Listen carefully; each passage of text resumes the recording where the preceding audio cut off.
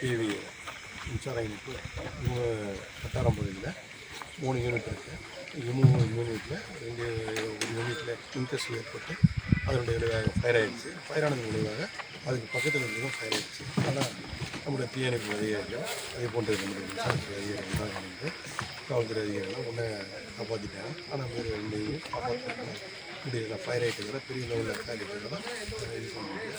அதற்கான பணிகள் உடனே பணிகள் முடிகிறதுக்கு மேலே வந்து மேன் பவர் அடுத்தபடியாக மெட்டீரியல் நமக்கு கலெக்ஷன் இதெல்லாம் மெட்டீரியல்லாம் இங்கே வந்து சேர்த்து அது வரைக்கும் இப்போதைய மக்கள் ஏறக்குறைய பார்த்தீங்கன்னாக்கா இதில் ஒரு 15 வாடகை சுற்றியும் மக்கள் வந்து மின்னிணைப்பு அமைச்சர்கள் மத்திய சனி ஞாயிற்று மத்திய அரசு மாநில அரசு ஊழியர்கள் நிறைய பணி செய்கிறாங்க. மக்களும் எந்தவித காரணத்துக்கும் அவருக்கு எந்த மின்தடை ஏற்படக்கூடாது என்பதற்காக உடனே ஆல்டர்னேட்டிவ் செய்ய வேண்டும் சொல்லி மாண்புமிகு அமைச்சரும் மின்சாரத்துறை அமைச்சரும் இது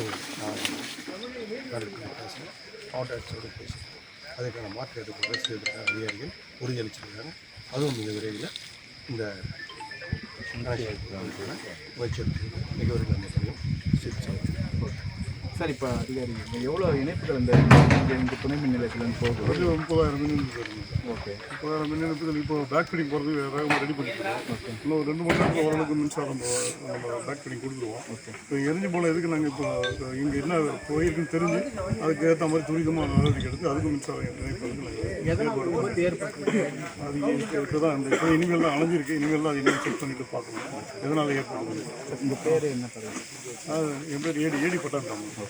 சார், இந்த பகுதி மக்களுக்கு மின்சாரம் எவ்வளோ விரைவில் ரெடி பண்ணி கொடுத்துருக்காங்க? அதை இப்போ நம்ம பேக் ஃபிட்டிங் கொடுத்து போயிட்டாங்க. அதர் பக்கத்தில் இருக்க துணை மின் நிலையத்துலேருந்து கரண்ட் கொடுத்து போயிருக்காங்க. ஏயிலாம் இப்போ பேக் ஃபிட்டிங் மேக்ஸிமம் கொடுத்துருவாங்க. இப்போ ஏன்னா டைம் லேட் நைட் ஆகி போச்சு. இனிமேல் லைட்டிங் ரோடு தான் ஆகும். அதனால் பேக் ஃபிட்டிங் கொடுக்குறாங்க. விரைந்து நம்ம ரெடி பண்ணிட்டோம்னா ஒரு டிரான்ஸ்ஃபார்ம் நல்லா இருக்குது. அது வழியாக நம்ம அந்த வழியாகவும் சப்ளை கொடுத்துருவாங்க.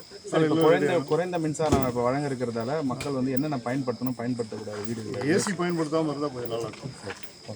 ஏசி பயன்படுத்தாமல் இருந்தாங்கன்னா மற்ற தண்ணி மோட்டர் மற்ற எல்லாமே போட்டுக்கலாம். விரைவில் நம்ம ரெடி பண்ணிட்டோம்னா நம்ம நார்மல் பண்ணிட்டோம்னா நம்ம அதை யூஸ் பண்ண ஆரம்பிச்சிடலாம்.